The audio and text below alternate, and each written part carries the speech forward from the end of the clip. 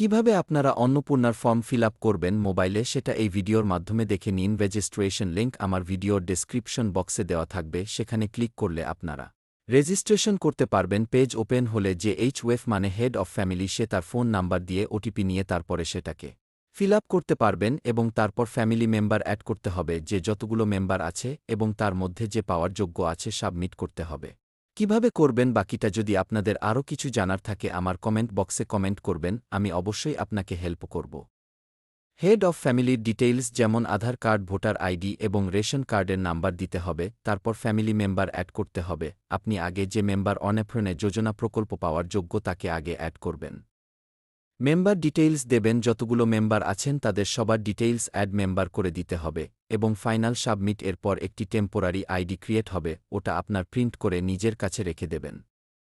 ভিডিওটি ভালো লাগলে অবশ্যই লাইক, কমেন্ট, শেয়ার করবেন। ধন্যবাদ।